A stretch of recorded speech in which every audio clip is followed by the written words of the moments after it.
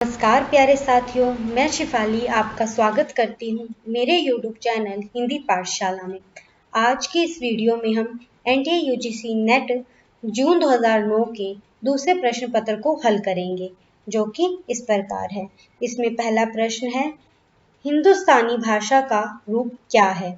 संस्कृत निष्ठ, हिंदी उर्दू मिश्रित, दक्षिणी हिंदी, ब्रज अवधि का मिश्रित रूप। तो दोस्तों इसका उत्तर है option number B, Hindi Urdu मिश्रित भाषा जो है वह हिंदुस्तानी भाषा है। आगे देखते हैं प्रश्न नंबर 2, इनमें कौन सी बोली पश्चिमी हिंदी वर्ग की नहीं है? बांगरू, ब्रज, कन्नौजी और छत्तीसगढ़ी। तो इसका उत्तर है ऑप्शन नंबर डी, छत्तीसगढ़ी। तो दोस्तों पश्चिमी हिंदी वर्ग में 5 बोलियां आती हैं, जिसमें बांगरू अर्थात हरियाणवी, ब्रज, कन्नौजी, खड़ी बोली और उसके साथ बुंदेली आती है।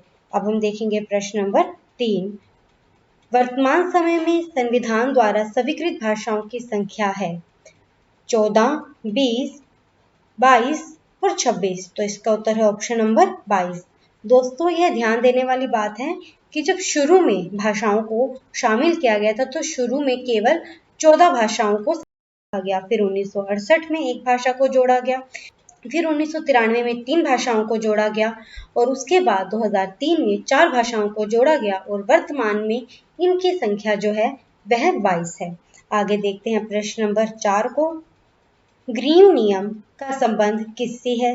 स्वनियम विज्ञान, बोली विज्ञान, अर्थ विज्ञान, कोश विज्ञान। तो दोस्तों इसका उत्तर है ऑप्शन नंबर ए, स्वनियम विज्ञान। आगे देखते हैं प्रश्न नंबर 5, नंददास की किस रचना का संबंध नायक नायिका भेद से है?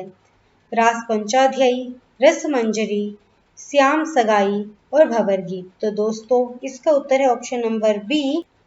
तो दोस्तों इसका उत्तर है ऑप्शन नंबर बी, रसमंजरी। आगे देखते हैं प्रश्न नंबर 6, आनंद कादंबनी के संस्थापक थे भारतेंदु हरीशचंद्र, बद्रीनारायण चौधरी प्रेमघन, प्रताप नारायण मिश्र, राधाचरण दास। तो दोस्तों इसका उत्तर है option number B, Badrinarayan Chaudhary Premghan. और यह जो पत्रिका थी यह साप्ताहिक जो मिर्जापुर से 1881 ईस्वी में निकाली गई थी। आगे देखते हैं प्रश्न नंबर 7, दीदी पत्रिका के संपादक थे ठाकुर श्रीनाथ सिंह, ठाकुर जगमोहन सिंह, गणेश शंकर विद्यार्थी, प्रताप नारायण मिश्र। तो दोस्तों इसका उत्तर है option number A, Thakur Srinath Singh. Srinath Singh द्वारा दीदी पत्रिका 1939 ईस्वी में संपादित की गई थी। आगे देखते हैं प्रश्न नंबर 8, इनमें कौन सी रचना कुंवर नारायण की है? पथिक, मगध, ब्राजशवा के बहाने और पहाड़ पर लालटेन। तो दोस्तों इसका उत्तर है ऑप्शन नंबर बी, बादशवा के बहाने। तो आगे देखते हैं हम अगला प्रश्न, प्रश्न नंबर 9, लड़ाई के नाटककार हैं सर्वेश्वर दयाल सक्सेना, उपेंद्र नाथ अश्क, राम कुमार वर्मा, मोहन राकेश। तो दोस्तों इसका उत्तर है ऑप्शन नंबर ए, सर्वेश्वर दयाल सक्सेना। तो इनकी एक और रचना है जो कि बहुत अधिक प्रसिद्ध है और उसका नाम है बकरी। वह हमारे नेट के सिलेबस में भी है और उसका प्रकाशन हुआ था 1974 ईस्वी में। आगे देखते हैं प्रश्न नंबर 10, कवि और काला पानी के कहानीकार हैं अखिलेश, उदय प्रकाश, स्वयं प्रकाश और option number D, Nirmal Verma. तो दोस्तों इसका उत्तर है निर्मल वर्मा। कवि और काला पानी निर्मल वर्मा ने 1983 में लिखी थी और 1985 में इसे साहित्य अकादमी सम्मान से भी सम्मानित किया गया। आगे देख लेते हैं प्रश्न नंबर 11, न्यार्थ प्रतिपाद्य शब्द है काव्यम किस आचार्य का कथन है? मम्मट, विश्वनाथ, पंडित राज जगन्नाथ, भामा। तो दोस्तों इसका उत्तर है ऑप्शन नंबर सी, जगन्नाथ। आगे देखते हैं प्रश्न नंबर 12, इनमें से कौन बाबरीपन से संबंधित नहीं है? बुल्ला साहिब, गुलाल साहिब, पलटू साहिब, संत साहिब। तो दोस्तों इसका उत्तर है option number C, Paltu Sahib. आगे देखते हैं प्रश्न नंबर 13, कब को हेरर दीन हवे होत न श्याम स्याहा, तुम हो लागे जगत गुरु जग नायक जग बाए। इस दोहे में कवि मतलब क्या कहना चाह रहा है, वो शिकायत करता है, प्रार्थना करता है, आत्मनिवेदन करता है या व्यंग्य करता है। तो दोस्तों इसका उत्तर है ऑप्शन नंबर ए, इसमें जो कवि है वह शिकायत कर रहा है। आगे देखते हैं प्रश्न नंबर 14।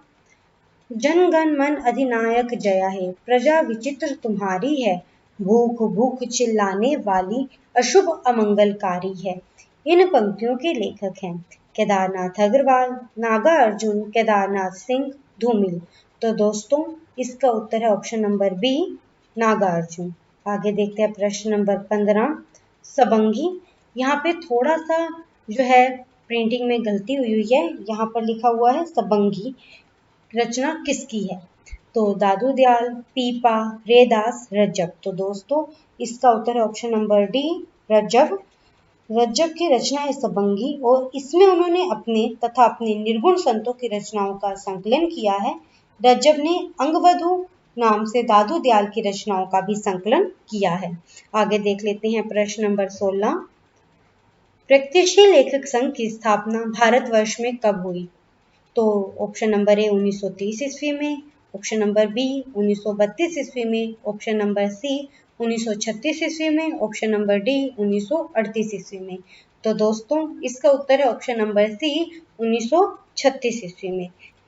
तो दोस्तों भारत में इसकी स्थापना 1936 में हुई थी, वैसे इसकी स्थापना 1935 में पेरिस में हो गई थी और 1936 में भारत में इसकी स्थापना सज्जाद जहीरी और मुल्ला राज आनंद के नेतृत्व में की गई थी और लखनऊ में इसका प्रथम अधिवेशन हुआ था और उस अधिवेशन की अध्यक्षता मुंशी प्रेमचंद जी ने की थी। आगे देखते हैं प्रश्न नंबर 17। दक्षिण भारत हिंदी प्रचार सभा का मुख्यालय कहाँ है? हैदराबाद, कोचीन, मद्रास, बंगलुरु। तो दोस्तों इसका उत्तर है ऑप्शन नंबर सी, मद्रास। आगे देखते हैं प्रश्न नंबर 18। हिंदुस्तानी पत्रिका का प्रकाशन किस संस्था ने आरंभ किया? हिंदी अकादमी, हिंदी साहित्य अकादमी, हिंदी साहित्य सम्मेलन, केंद्रीय हिंदी संस्थान।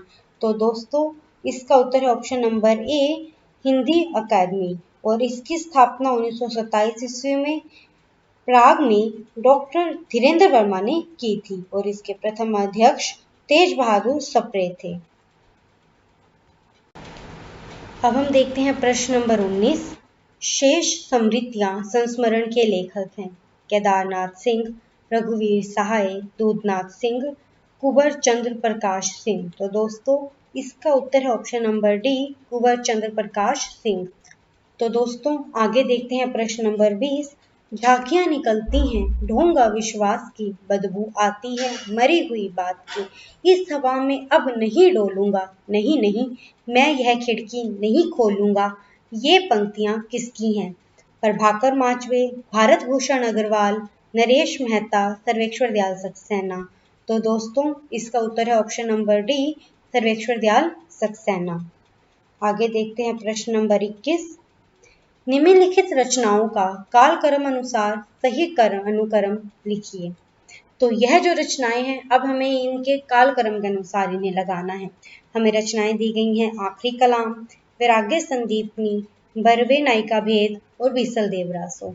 तो अगर हम इनके प्रकाशन वर्ष की बात करें तो सबसे पहले आखिरी कलाम 1528 ईस्वी में प्रकाशित हुई। बरवे संदीपनी 1597 ईस्वी में, बरवे नायिका भेद 1610 से 1615 के आसपास प्रकाशित हुई और बीसल देवरासो 1155 में प्रकाशित हुई। अर्थात सबसे पहले हमारी रचना आएगी बीसल देवरासो, वो हमें दी गई है बी और डी में, यानी कि हमारा ए या सी तो हो ही नहीं सकता, बी और डी में। आगे हम देखते हैं, आगे है आखिरी कलाम और वैराग्य संदीपनी। तो जो दूसरी हमारी रचना है वो है आखिरी कलाम और उसके बाद आएगी हमारे पास वैराग्य संदीपनी और सबसे अंतिम रचना है बरवे नायिका भेद। आगे देखते हैं प्रश्न नंबर 22। निम्नलिखित हिंदी समाचार पत्रों का कालक्रम अनुसार सही अनुक्रम रेखांकित कीजिए। अब हमें कुछ पत्रिकाएं दी गई हैं और उनके रचना काल के अनुसार हमें लगाना है, जैसे कि करमवीर, आज, विशाल भारत और जनसत्ता। अगर हम इसमें सबसे पहले बात करें करमवीर की, करमवीर का प्रकाशन 1924 में हुआ और आज का प्रकाशन 1920 में। विशाल भारत का प्रकाशन 1928 में हुआ और जनसत्ता का प्रकाशन 1930 में हुआ। तो सबसे पहले आएगी हमारी पत्रिका आज जो कि 1920 की है, उसके बाद करमवीर 1924 की, फिर विशाल भारत 1928 की और जनसत्ता 1930 की। तो इसके अनुसार हमारा ऑप्शन सही होगा ऑप्शन बी। आगे देखते हैं प्रश्न नंबर 23। दिनकर की रचनाओं का सही अनुक्रम रेखांकित कीजिए। हमें अब यहाँ पर दिनकर की 4 रचनाएं दी गई हैं और अब हमें उनके रचना क्रम काल के अनुसार उन्हें यहाँ पर लगाना है। पहले है हुंकार, फिर है रेणुका और फिर है रसवंती और उर्वशी। तो अगर हम यहाँ पर देखते हैं तो सबसे पहले है हुंकार। तो हुंकार 1939 की रचना है और रेणुका 1935 की रचना है, रसवंती 1940 की रचना है और उर्वशी 1961 की रचना है। देखा जाए तो रेणुका हुंकार से पहले आएगी, लेकिन कोई भी ऐसा विकल्प हमें यहाँ पर दिखाई नहीं दे रहा है जिसके अनुसार हम कहें कि वह विकल्प सही है। तो इन दिए गए विकल्पों के अनुसार हम विकल्प नंबर ए को सही कह सकते हैं। आगे देखते हैं प्रश्न नंबर 24। निम्नलिखित नाटकों का रचना काल के अनुसार सही अनुक्रम रेखांकित कीजिए। हमारे पास ऑप्शन दिए गए हैं अंधा युग, प्रायश्चित, कोर्ट मार्शल और भारत दुर्दशा। इसमें सबसे पहले आएगा भारत दुर्दशा जो कि 1880 की रचना है भारतेंदु जी की। तो वह हमारे पास दी गई है ऑप्शन नंबर बी और ऑप्शन नंबर डी में, या डी सही है। आगे देखते हैं प्रायश्चित। तो दोनों में प्रायश्चित है जो कि 1913 की रचना है जयशंकर प्रसाद की।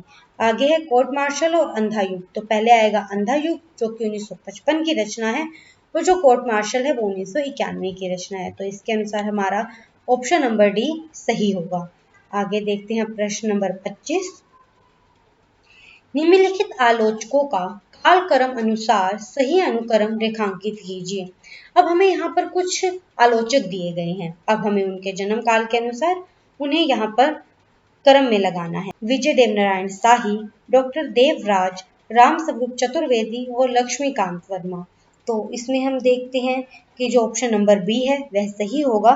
जो देवराज है उनका समय है 1917, श्रीकांत वर्मा उनका समय है 1922, विजय देवनारायण शाही उनका समय है 1924 और रामस्वरूप चतुर्वेदी जी का समय है 1931। आगे देखते हैं प्रश्न नंबर 26। निम्नलिखित उपन्यासों का रचना काल के अनुसार सही अनुक्रम रेखांकित कीजिए। अब हमें कुछ उपन्यास दिए गए हैं जिसमें हमें दिए गए हैं कसब, चंद्रकांता, नदी के द्वीप और तितली।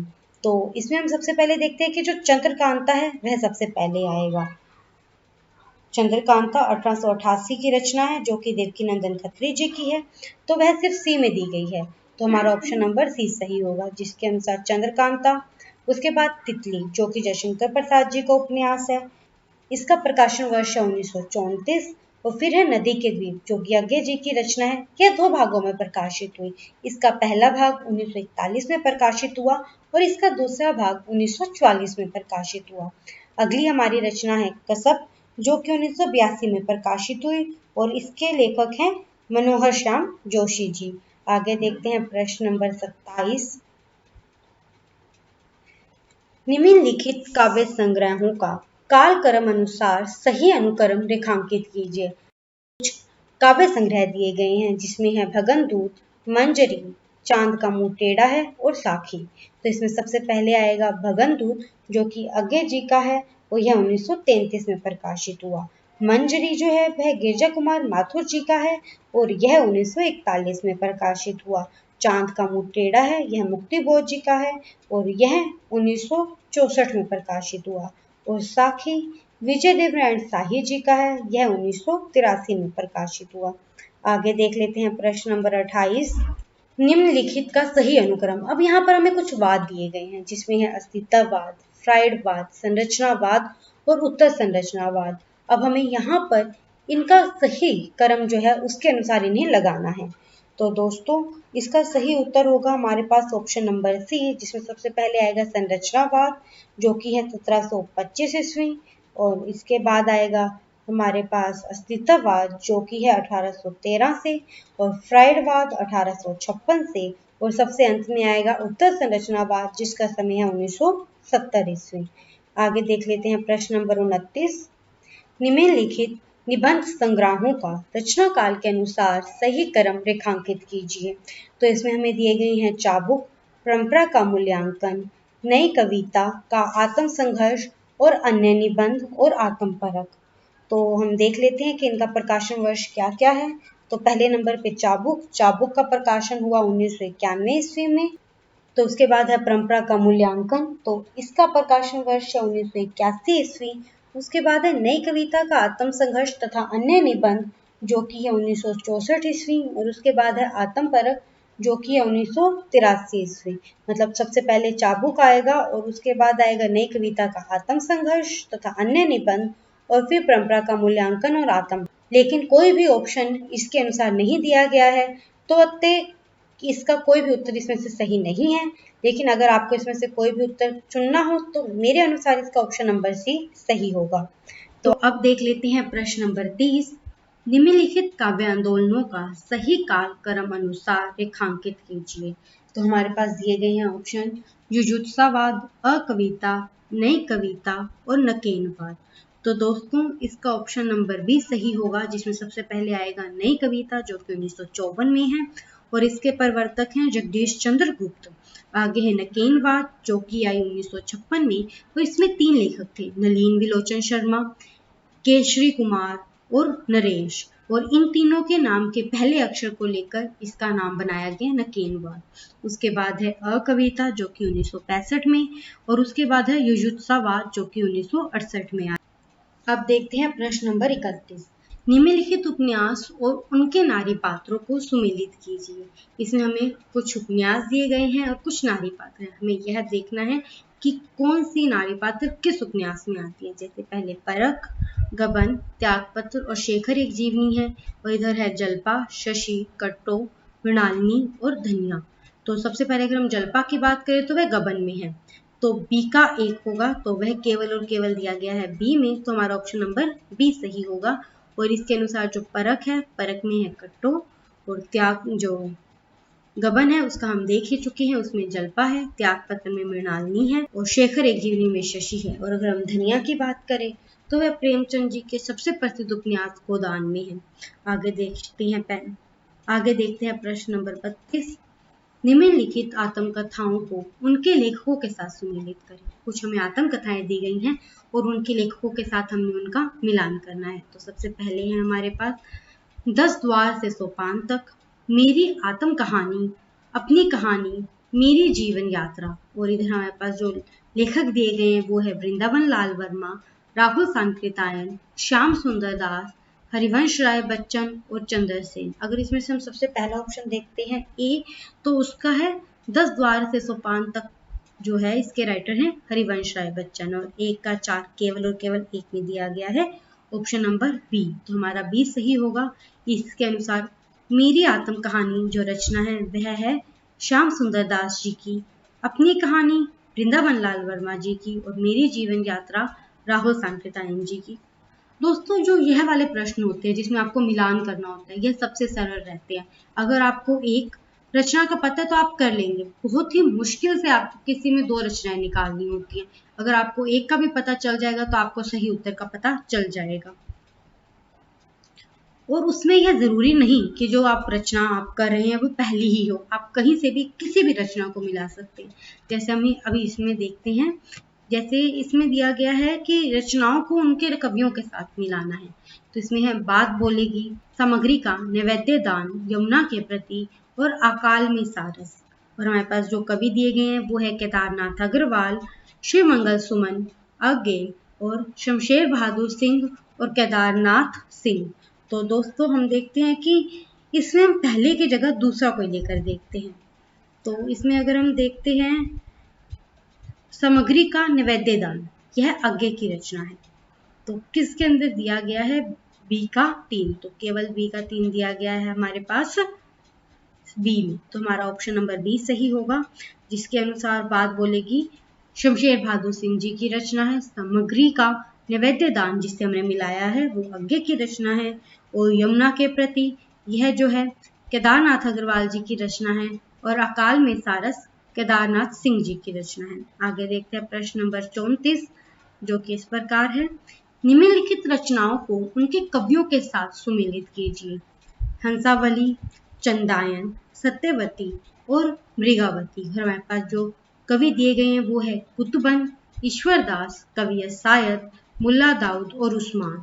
इसमें हम देखते हैं कि कौन सी रचना, चलो हम सत्यवती को देखते हैं। सत्यवती किसकी है? वो है ईश्वरदास की। तो ईश्वरदास यानी सी का 2 किसमें दिया गया? वो दिया गया है सिर्फ और सिर्फ यहाँ पर ए में।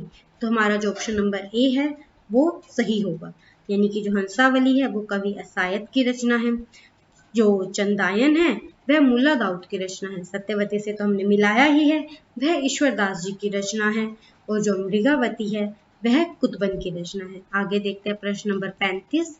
तो इसके अंदर क्या कहा गया है? इसमें उपन्यासों को उसके लेखकों के साथ मिलाना है। उपन्यास दिए गए हैं अप्सरा, मृगनयनी, करमभूमि और मित्रों मरजानी। और हमारे पास जो लेखक है वो है वृंदावन लाल वर्मा, प्रेमचंद, निराला, कृष्णा सोबती और चित्रा मुदगल। तो हम देखते हैं जो अप्सरा है वह निराला की रचना है, यानी कि ए का 3 है। ए का 3 हमें सिर्फ एक ही में दिया गया है, वो है ए, तो हमारा उत्तर होगा ए। हम बाकी भी मिलाकर देख लेते हैं। मृगनयनी जो रचना है वो वृंदावन लाल वर्मा जी की है, और जो करम भूमि रचना है वो प्रेमचंद जी की है, और मित्रों मरजानी कृष्णा सोबती जी की रचना है। आगे देखते हैं प्रश्न नंबर 36। निम्नलिखित ग्रंथ और ग्रंथकारों को सुमेलित कीजिए। इसमें हमारे पास कुछ ग्रंथ हैं और कुछ ग्रंथकार हैं। अब हमें इन्हें मिलाना है, जिसमें हमारे पास रस गंगाधर, साहित्य दर्पण, काव्य प्रकाश और वक्रोक्ति जीवितम। और इधर हमारे पास ऑप्शन दिए गए हैं मम्मट, आनंदवर्धन, विश्वनाथ, कुंतक, पंडित राज जगन्नाथ। तो हम देखते हैं कि जो रस गंगाधर है पंडित जगन्नाथ की रचना, यानी कि ए का 5 होगा, और ए का 5 केवल और केवल ए में दिया हुआ है, यानी कि हमारा जो उत्तर है वह ए सही होगा। आगे देखते हैं इसके अकॉर्डिंग।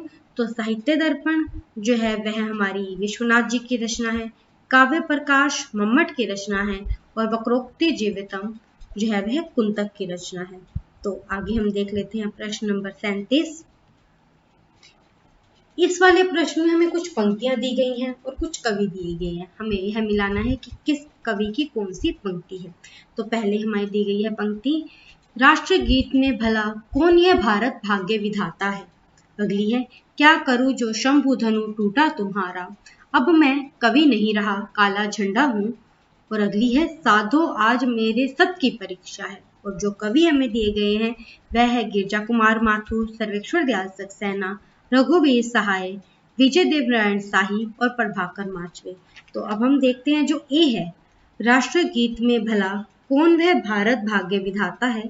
तो यह पंक्ति रघुवीर सहाय की है, यानी कि ए का 3 होगा, और इसके अनुसार हमारा ऑप्शन नंबर बी सही होगा। तो अगला है हमारे पास, इसके अकॉर्डिंग हम आगे भी मिला लेते हैं, क्या करूं जो शंभु धनु टूटा तुम्हारा। तो इसके जो कवि है वो है गिरजा कुमार माथुर। आगे है, अब मैं कवि नहीं रहा काला झंडा हूं। तो इसके लेखक हैं सर्वेश्वर दयाल सक्सेना। आगे है, साधो आज मेरे सत की परीक्षा है। तो यह जो पंक्ति है यह है विजय देवनारायण शाही की। आगे देख लेते हैं प्रश्न नंबर 38। निम्नलिखित यात्रा साहित्य और उसके लेखकों को सुमेलित कीजिए। इसमें हमें कुछ यात्रा साहित्य दिए गए हैं और उसके कुछ लेखक दिए गए हैं, तो हमें उन्हें मिलाना है। जैसे कि ठेले का हिमालय, यह किसकी रचना है। तो यह रचना है धर्मवीर भारती जी की। तो ए का 5, ये किस हमें उत्तर मिल रहा है, इसका उत्तर हो गया डी। तो आगे देख लेते हैं आखिरी चट्टान, तो वह है मोहन राकेश जी की। और सुबह के रंग जो है वह है अमृत राय जी की। और पैरों में पंख बांधकर जो है वह है रामवृक्ष बेनीपुरी जी की। आगे देख लेते हैं प्रश्न नंबर 39। प्रश्न नंबर 39 के अंतर्गत हमें कुछ साहित्यिक वाद दिए गए हैं और कुछ कवि दिए गए हैं। अब हमें उन्हें आपस में मिलाना है, जिसमें हमारे पास है प्रतिवाद, हालावाद, अकविता और प्रयोगवाद। और उसमें हमें कवि दिए गए हैं अगई, जगदीश चतुर्वेदी, सुभद्रा कुमारी चौहान, बच्चन और त्रिलोचन। अगर हम प्रतिवाद की बात करते हैं तो इसके साथ हमें मिलता है त्रिलोचन है, और यह केवल और केवल हमें ए में दिया गया है, यानी इसका उत्तर होगा ए। इसके अनुसार प्रतिवाद का संबंध है त्रिलोचन से, और आगे हालावाद का संबंध है बच्चन जी से, और अकविता का संबंध है जगदीश चंद्र चतुर्वेदी जी से और प्रयोगपात का संबंध है अज्ञे जी से। और अगर हम सुभद्रा कुमारी चौहान जी की बात करें तो इनका संबंध है राष्ट्रीय काव्य धारा से और यह छायावाद के समानांतर ही चलती है। आगे देखते हैं प्रश्न नंबर 40। तो इस प्रश्न में हमें कुछ पत्र पत्रिकाएं दी गई हैं और उनके संपादक हैं, तो अब हमें इन्हीं आपस में मिलाना है। तो इसमें हमें दी गई है भारतेंदु, ब्राह्मण, विशाल भारत और आज। और हमें जो संपादक दिए गए हैं वो है शिव प्रसाद गुप्त, प्रताप नारायण मिश्र, राधाचरण गोस्वामी, बनारसी दास चतुर्वेदी और गणेश शंकर विद्यार्थी। तो अगर हम देखते हैं भारतेंदु, तो जो भारतेंदु है इसका संपादन किया राधाचरण गोस्वामी जी ने, यानी कि एकातीन। तो एकातीन कहाँ दिया गया है? केवल और केवल बी में, तो इसका उत्तर हमारा बी सही होगा। तो उसके अनुसार ब्राह्मण जो है वह प्रताप नारायण मिश्र की है, विशाल भारत जो है बनारसी दास चतुर्वेदी जी की, और जो आज है वह शिव प्रसाद गुप्त जी की है। तो अब प्रश्न आगे हैं हमारे स्थापना और तर्क वाले। अब हम इन प्रश्नों को देखेंगे। तो इसमें कहा गया है स्थापना में कि नाट्य का अपनी समग्रता में परिचय देना ही नटकर्म के आगे पीछे जो मूल प्रयोजन है वहां तक जाना पड़ेगा, क्योंकि नटकर्म का प्रयोजन में कवि रचित काव्य प्रस्तुत किया जाता है। तो इसमें कहा गया कि नाटक का मूल उद्देश्य होता है कि जो उसके दर्शक हैं उस तक में मूल उद्देश्य पहुंचे। तो उसके अनुसार हमारा ऑप्शन ए सही होगा। लेकिन क्या नाटक कर्म में जो नाटक है उसमें केवल और केवल कवि की रचनाएं दिखाई जाती हैं? तो नहीं, तो यह गलत होगा, यानी कि हमारा ए सही है और आर गलत है, और यह दिया गया है ऑप्शन नंबर ए में। आगे देखते हैं प्रश्न नंबर 42। करुणा ही लोगों की श्रद्धा को अपनी ओर अधिक खींचती है, क्योंकि करुणा का विषय दूसरों का दुख नहीं है। तो दोस्तों इसकी स्थापना तो सही है, क्योंकि जब हमारे मन में करुणा का भाव है तो दूसरे हमारी तरफ खींचे चले आएंगे। तो इसका मतलब इसकी स्थापना सही है, लेकिन तर्क गलत है, क्योंकि अगर किसी के अंदर करुणा दुख वह समझे देखेगा तो उसे समझ पाएगा, उसे अनुभव कर पाएगा, अर्थात इसमें आर गलत दिया हुआ है। तो ए सही आर गलत ऑप्शन नंबर ए में है, तो इसका ऑप्शन नंबर ए सही है। आगे देखते हैं प्रश्न नंबर 43। भारतेंदु हरिश्चंद्र की रचनाओं का मूल स्वर देशभक्ति नहीं है, क्योंकि देश प्रेम की भावना तत्कालीन भारतीय समाज में नहीं है। तो दोस्तों यह दोनों ही गलत है, क्योंकि भारतेंदु हरिश्चंद्र की रचनाओं में हमें देश प्रेम की भावना, देशभक्ति की भावना देखने को मिलती है। और अगर हम देश प्रेम की भावना की बात कहें तो 1850 से 1900 के बीच में देश प्रेम की भावना थी, क्योंकि 1857 में ही हमारा पहला स्वतंत्रता संग्राम भी लड़ा गया था। लोगों के मन में वह देश प्रेम की भावना ही थी जिसके बलबूते पर वह देश को स्वतंत्र करवाने के लिए लड़ने को तैयार हो गए थे। तो अर्थात इसके अंदर यह दोनों ही गलत है, तो ऑप्शन नंबर सी हमारा सही होगा। आगे देखते हैं प्रश्न नंबर 44।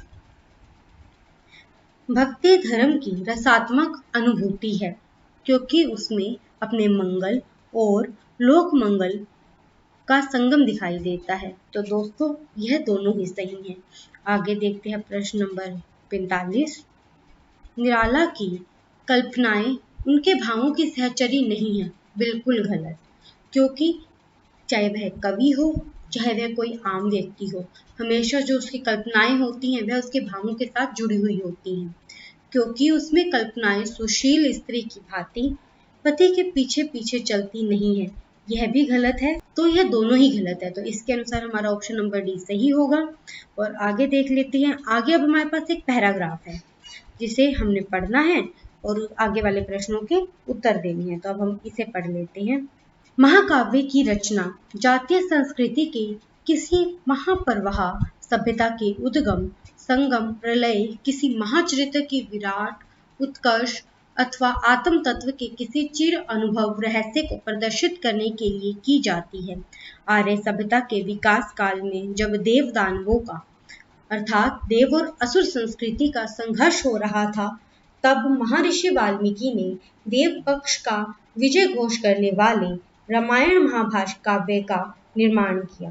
वेद व्यास ने द्वापर के अंत में कुरुक्षेत्र संग्राम का स्मारक महाभारत ग्रंथ रखा, जो कलियुग का अग्रदूत अत्यंत दुखांत सृजन है। आगे हम इसके प्रश्नों को देख लेते हैं। महाकाव्य की रचना किसको प्रदर्शित करने के लिए की जाती है? किसी महाचरित्र के आत्म तत्व को, किसी महान नायक को, किसी महत विषय को, किसी महाचरित्र के विराट उत्कर्ष को। तो यहाँ हम देख लेते हैं कि इसकी रचना जातीय संस्कृति के किसी महाप्रवाह, सभ्यता के उद्गम, संगम, प्रलय, किसी महाचरित्र की विराट उत्कर्ष अथवा आत्म तत्व के किसी चीर अनुभव रहस्य को प्रदर्शित करने के लिए की जाती है, अर्थात किसी महाचरित्र के विराट उत्कर्ष को। तो ऑप्शन नंबर डी हमारा सही होगा। आगे देख लेते हैं हमारा प्रश्न नंबर 47। आर्य सभ्यता के विकास काल में किनके मध्य संघर्ष हो रहा था? तो किसके मध्य संघर्ष हो रहा था, तो ये भी हम देख लेते हैं। तो आर्य सभ्यता के विकास काल में जब देव और दानवों का, अर्थात देव और असुर संस्कृति का संघर्ष हो रहा था। संघर्ष किसमें था? देव और असुर संस्कृति के मध्य। तो हमारा ऑप्शन नंबर ए सही होगा। महाभारत किस युग के अंत में लिखा गया? किस युग के अंत में लिखा गया था? तो इसको भी हम एक बार देख लेते हैं। तो ये हमें यहाँ पर लिखा हुआ है कि वेदव्यास ने द्वापर के अंत में कुरुक्षेत्र संग्राम का स्मारक महाभारत ग्रंथ रखा। यानी कि यह कब लिखा गया था? तो यह द्वापर के अंत में लिखा गया था। तो इसके अनुसार हमारा ऑप्शन नंबर बी सही होगा। आगे देखते हैं प्रश्न नंबर 49। महाभारत को कैसा सृजन कहा गया है? सुखांत सृजन, प्रसादांत सृजन, दुखांत सृजन और सुखांत दुखांत सृजन। तो देख लेते हैं कि इसे क्या कहा गया है। तो इसे कहा गया है अत्यंत दुखांत सृजन, अर्थात इसके अनुसार यहाँ पर हमारा ऑप्शन नंबर सी सही होगा, दुखांत सृजन। आगे है महाकाव्य की रचना में क्या होना चाहिए?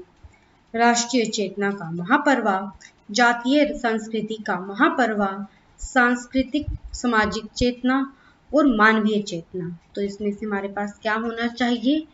तो इसमें लिखा हुआ है कि महाकाव्य की रचना जातीय संस्कृति के किसी महापर्वाह।